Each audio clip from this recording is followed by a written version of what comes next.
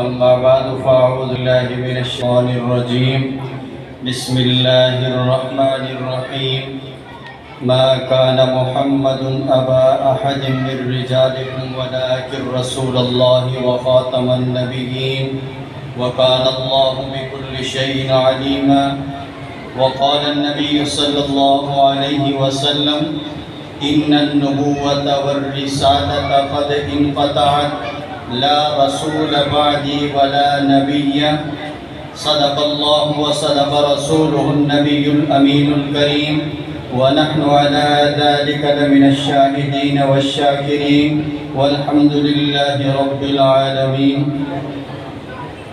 تمام احباب ایک دفعہ درود پاک پڑھ لیں۔ اللهم صل على محمد وعلى آل محمد كما صليت على إبراهيم وعلى آل إبراهيم إنك حميد مجيد اللهم بارك على محمد وعلى آل محمد كما باركت على إبراهيم وعلى آل إبراهيم إنك حميد مجيد۔ تفسیر کبریا کا عنوان بولتا ہے، تفسیر کبریا کا عنوان بولتا ہے، لہجے میں مصطفیٰ کے قرآن بولتا ہے۔ تفسیر کبریا کا عنوان بولتا ہے، لہجے میں مصطفیٰ کے قرآن بولتا ہے۔ یہ عظمت بشر ہے، سدرا کے راستے پر خاموش ہے، فرشتے انسان بولتا ہے۔ یہ عظمت بشر ہے، سدرا کے راستے پر خاموش ہے، فرشتے انسان بولتا ہے۔ دل میں ہزاروں خواہش کروٹ بدل رہی ہیں، دل میں ہزاروں خواہش کروٹ بدل رہی ہے، دیدار مصطفیٰ کا ارمان بولتا ہے۔ اٹھی ہے جب بھی انگلی اصحاب مصطفیٰ پر، اٹھی ہے جب بھی انگلی اصحاب مصطفیٰ پر، خاموش ہے پیغمبر رحمان بولتا ہے۔ اور اسی کا دنیا میں نام ہوگا، صحابہ کا جو غلام ہوگا۔ اسی کا دنیا میں نام ہوگا، صحابہ کا جو غلام ہوگا، کرے صحابہ سے جو محبت وہی جہاں کا امام ہوگا۔ ایک باریک نکتہ ہے کہ گلوں سے خوشبو کو چھین لینا یہ ممکنات جہاں نہیں ہے، گلوں سے خوشبو کو چھین لینا یہ ممکنات جہاں نہیں ہے، جہاں نبوت کا ذکر ہوگا وہاں صحابہ کا نام ہوگا۔ حبیب کی بس دعا یہی ہے، یہی مجاہد کی التجا ہے، صحابہ کا تم علم اٹھاؤ اسی سے جنت مقام ہوگا۔ اور دل محبت میں گرفتار بھی ہو سکتا ہے، دل محبت میں گرفتار بھی ہو سکتا ہے، عشق سید ابرار بھی ہو سکتا ہے، اور گنبد خضرا کے جلووں میں ذرا گھوم کے آ، تجھ کو سرکار کا دیدار بھی ہو سکتا ہے۔ انتہائی واجب الاحترام میرے عزیز بزرگوں، بھائیوں اور دوستوں، سب سے پہلے تو آپ کی خدمت میں یہ گزارش کروں گا کہ یہاں بہت ساری جگہ خالی ہے، تو آپ حضرات تھوڑا سا آگے آ جائیں، اکابرین ابھی آپ کے سامنے تشریف لائیں گے، تھوڑا سا آگے آ جائیں۔ ہم صحابہ کرام کو ماننے والے ہیں، فضائل اعمال کے اندر روایت موجود ہے، اتنے مل کے بیٹھتے تھے، درمیان میں تنکے کی گنجائش نہیں ہوتی۔ تو آگے آ جائیں، سارے احباب آگے آ جائیں۔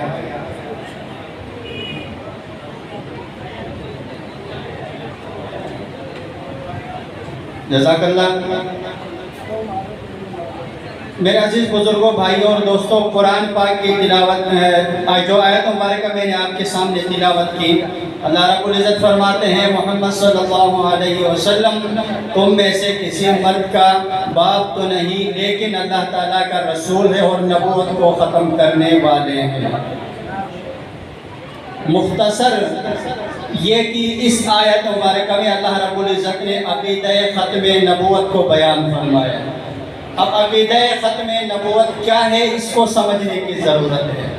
عقیدہ ختم نبوت یہ ہے کہ اللہ رب العزت نے انسانیت کی رہنمائی کے لیے، ہدایت کے لیے انبیاء علیہ السلام کا جو سلسلہ حضرت آدم سے شروع کیا، جناب محمد الرسول اللہ صلی اللہ علیہ وسلم پہ یہ سلسلہ ختم کر دیا۔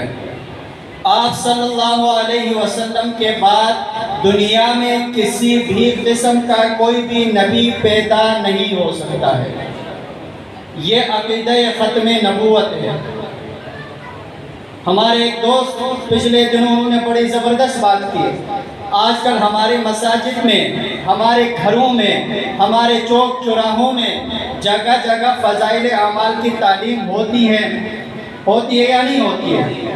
ہوتی ہے۔ ہم فضائل کا انکار نہیں کرتے ہیں، لیکن سوال یہ ہے کہ ہمارے مساجد میں، ہمارے چوک چوراہوں میں عقائد کی تعلیم کیوں نہیں ہوتی؟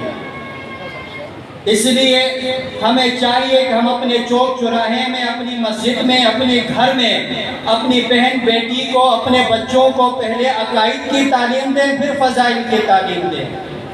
اگر عقیدہ ٹھیک نہیں ہوگا تو فضائل کا کوئی فائدہ نہیں ہے۔ اس لیے آج ہم یہ کہتے ہیں کہ جی ہم فلاں جگہ اتنے بچے قادیانی ہو گئے، اتنے بچے ان سے متاثر ہو دی، اس کے پریشانیاں، اس کے مشکلات کو سمجھا، وہ مسلمان ہونا چاہتا ہے تو اس کے لیے کون سی چیز رکاوٹ ہے؟ نہیں۔ قادیانی ہمارے بچوں کو، ہمارے بچیوں کو کافر بنانے کے لیے پیسہ بھی لگاتا ہے، باہر ممالک بھی بھیجتا ہے، کیا کچھ نہیں کرتا ہے؟ کیا ہم نے سوچا کہ وہاں سے لانے کے لیے ہمیں کیا کرنا چاہیے؟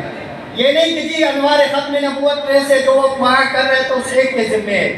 یہ ہر مسلمان کا ذمہ ہے کہ وہ اپنے مسلمان بہن بھائیوں کے ایمان کو بچائے اور دوسروں کو اسلام میں لانے کے لیے دعوت کا کام کرے۔ آج آپ وکلا ہیں، آپ تاجر ہیں، آپ پروفیسر ہیں، آپ اسکول میں پڑھانے والے استاد ہیں، آپ نے وہاں پہ کبھی یہ ذمہ داری سمجھی کہ میں نے یہاں پہ عقیدہ ختم نبوت کو بھی سمجھانا ہے؟ اسکول میں پڑھانے والا استاد، اس کے پاس تو پوری کلاس موجود ہے، وہ جیسا پڑھا ہے اس سے کون پوچھتا ہے؟ کبھی وہاں ہم نے عقیدہ ختم نبوت کو سمجھایا؟ اگر نہیں سمجھایا ہے تو ہم مجرم ہیں۔ اگر نہیں سمجھایا ہے، قیامت کے دن رسول اللہ صلی اللہ علیہ وسلم کے سامنے ہمیں جواب دینا ہوگا۔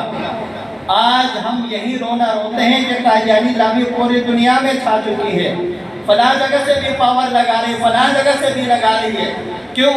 اس نے سوشل میڈیا، پرنٹ میڈیا اور دیگر تمام جتنے نشر و اشاعت کی چیزیں ہیں، اشیاء ہیں، انہوں نے ان کو استعمال کیا ہمارے خلاف۔ ہم نے کبھی اس پر کام نہیں کیا۔ سوشل میڈیا پہ ہم نے جا کے ختم نبوت کا کام نہیں کیا، پرنٹ میڈیا میں نہیں، الیکٹرانک میڈیا پہ ہم نے جا کے حضور علیہ السلام کی ذات کے لیے کوئی کام نہیں کیا۔ ہم کسی بڑے عہدے پہ جائیں، ہمیں اپنے عہدے کی فکر پہلے ہوتی ہے، باقی چیزیں بعد میں ہوتی ہے، تو پھر وہ ہم پہ غالب نہیں آئے کہ کیا ہوگا؟ وہ اقلیت میں ہونے کے باوجود پوری دنیا سے مسلمانوں پہ پریشر ڈال رہا ہے کہ ہمارے ساتھ ظلم ہو رہا ہے، جبکہ ظلم و زیادتی ان کی طرف سے ہوتی ہے، وہ نظر نہیں آتی، اس لیے کہ ہم نے کبھی اس چیز کو سامنے نہیں لایا۔ ہم اگر اس ایک نقطے کو اٹھا کے اس پہ احتجاج کریں کہ 1974 میں قادیانیوں کو ہمارے اسمبلی نے کافر قرار دیا ہے اور ان کے لیے حدود مقرر ہے، اگر وہ اپنے حد میں نہیں رہتے ہیں، قرآن و حدیث کو سائڈ پہ رہ کے اپنے حد میں نہیں رہتے، تو یہ سب مان جائیں گے، جج ہے وہ بھی مانے گا، فوجی ہے وہ بھی مانے گا، کوئی سرکاری بڑا افسر ہے وہ بھی۔ آج پچھلے دنوں جب عمران خان کی حکومت تھی، انہوں نے اسمبلیاں توڑی، صدر نے دستخط کی، تو ہم نے شور شرابہ کیا نا کہ بھائی آپ نے جو ہے آئین توڑا ہے، تو ہم کیوں یہ شور شرابہ وہاں کرتے ہیں، یہاں کیوں نہیں کرتے ہیں؟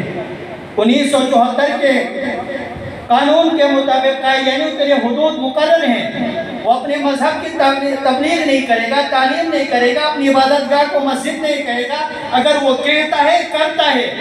قرآن و حدیث بعد میں، پہلے آپ کس چیز کو سامنے لائے کہ وہ پاکستان کا غدار ہے، آئین کا غدار ہے، وہ آئین کو نہیں مان رہا ہے۔ آپ اس چیز کو لے آئے نا دنیا کے سامنے، میڈیا پہ لے آئے، اس چیز کو کھول کے سامنے رکھے تو دنیا کو پتہ چلے۔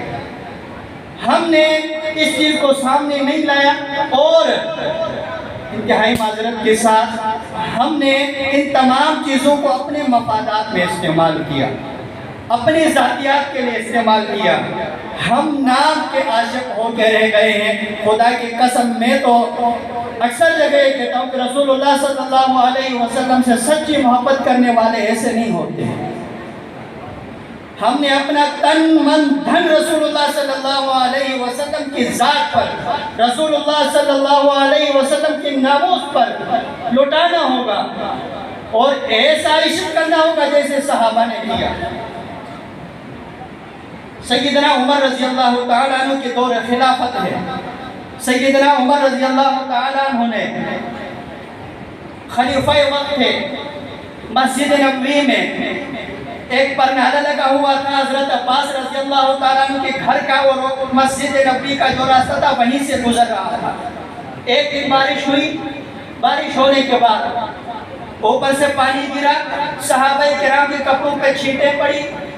وہ شکایت ہے کہ جناب عمر رضی اللہ تعالیٰ عنہ کے پاس گئے، سیدنا عمر رضی اللہ تعالیٰ عنہ فرمائے کہ حضرت عباس کو بلایا جائے۔ حضرت عباس رضی اللہ تعالیٰ عنہ مدینے میں موجود نہیں تھے، کہیں سفر پہ تھے۔ سیدنا عمر نے فرمایا بطور خلیفہ میں یہ حکم دیتا ہوں کہ یہ پرنالہ اتارا جائے۔ اتار دیا گیا۔ اگلے دن سیدنا عباس رضی اللہ تعالیٰ عنہ تشریف لے آئے، پوچھا کہ یہ پرنالہ کس نے اتارا؟ جواب دیا کہ حضرت عمر رضی اللہ تعالیٰ نے اتارا ہے۔ حضرت عباس رضی اللہ تعالیٰ نے فرمانے لگے گھر میرا ہے، حضرت عمر کو کس نے اجازت دی کہ میرے گھر کا پرنالہ اتارے؟ مقدمہ لے کے حضرت کعب رضی اللہ تعالیٰ کے پاس چلے گئے۔ کعب رضی اللہ تعالیٰ نے حضرت عمر کو بھی بلایا، حضرت عباس کو بھی، دونوں نے اپنا مقدمہ پیش کیا۔ حضرت عباس نے فرمایا میرے گھر کا پرنالہ اتارا۔ حضرت عمر نے فرمایا اس لیے اتارا ہے کہ یہاں پہ لوگوں کے کپڑے خراب ہو رہے تھے۔ حضرت کعب نے پوچھا حضرت عمر سے کہ بتائیں اپنی سزا خود تجویز کرو گے یا میں کروں؟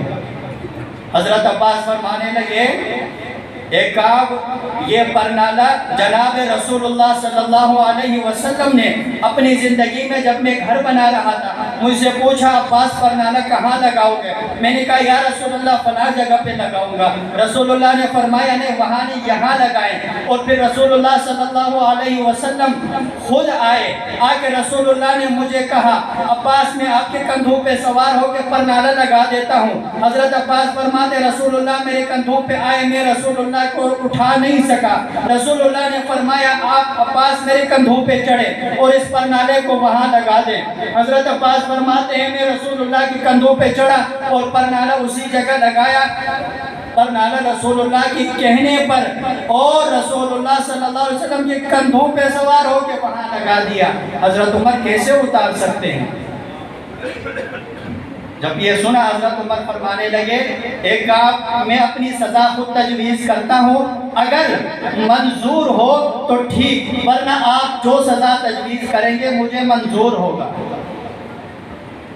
حضرت عمر فرمانے لگے میں جو سزا تجویز کرتا ہوں وہ یہ ہے کہ میں مدینے کی لوگوں کو بلاتا ہوں، بلا کے یہاں جمع کر کے خود گارہ بنا دیتا ہوں، حضرت عباس کو اپنے کندھوں پہ سوار کر کے اسی جگہ پر نالہ لگوا دیتا ہوں۔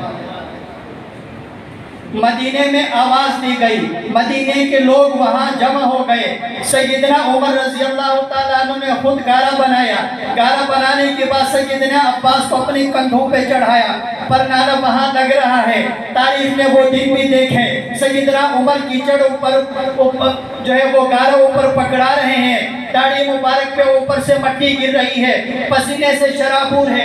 مدینے والوں سے رہا نہ گیا، انہوں نے کہا عباس نبی کے چچا ہو اپنی جگہ، 22 لاکھ عرب میل کا خلیفہ ہے، کچھ تو ان پر رحم کرے۔ حضرت عمر کی طرف بڑھ کے کہا ہمیں دے دیں یہ گارہ، ہم آپ کو اوپر پکڑا دیں گے۔ حضرت عمر نے فرمایا نہیں، یہ میری سزا ہے، میں نے خود تجویز کی ہے۔ رسول اللہ صلی اللہ علیہ وسلم سے محبت کا انداز دیکھے، کہنے لگے رسول اللہ نے خود لگایا تھا، میں نے اتارا ہے، یہ میری سزا ہے، میں خود وہاں پہ یہ سارا کام کروں گا۔ مدینے کے لوگوں سے رہا نہ کیا، انہوں نے آگے بڑھ کے کیچڑ اوپر پکڑانے کی کوشش کی۔ حضرت عمر نے روتے ہوئے فرمایا نہیں۔ حضرت عباس پر نالا وہاں لگا چکے، لگانے کے بعد نیچے اترے، روتے ہوئے حضرت عمر کو گلے سے لگایا، فرمایا اے عمر تجھے سزا دینا مقصود نہیں تھا، تیرا عدل دیکھنا مقصود تھا۔ حضرت عمر کہنے لگے مجھے بھی سزا مقصود نہیں تھا، رسول اللہ صلی اللہ علیہ وسلم نے وہاں لگایا، میں یہ کیسے گوارا کر سکتا ہوں کہ رسول اللہ کی لگائی ہوئی چیز وہاں سے اتار دوں۔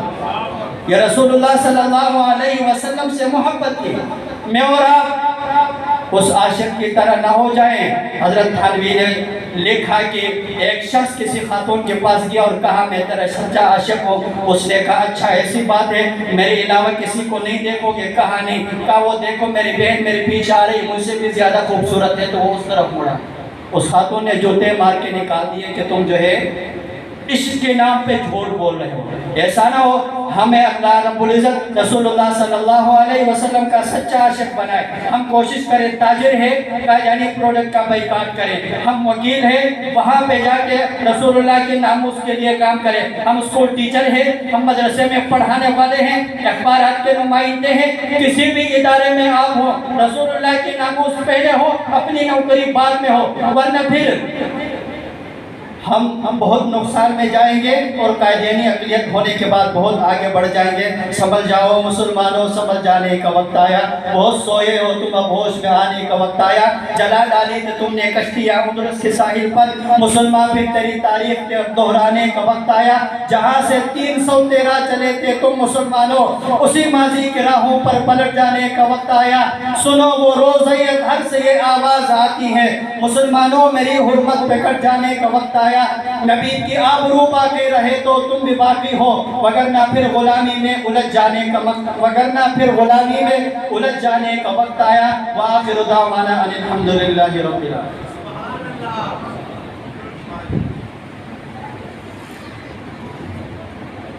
بہت ہی خوبصورت انداز میں اپنا درد دل رکھ رہے تھے محترم جناب سلیم معاویہ صاحب۔ ہمیں یہ بتانا چاہ رہے تھے کہ ہم ختم نبوت کا کام مستقل بنیادوں پر کرنا شروع کر دیں، ختم نبوت کا پرچار کرنا شروع کر دیں۔ ہم ختم نبوت کا بھی پرچار کریں گے۔ محشر میں اس میں ملے گا کیا؟ محشر میں شفاعت ہمارے سرکار کریں گے۔ اگر ہم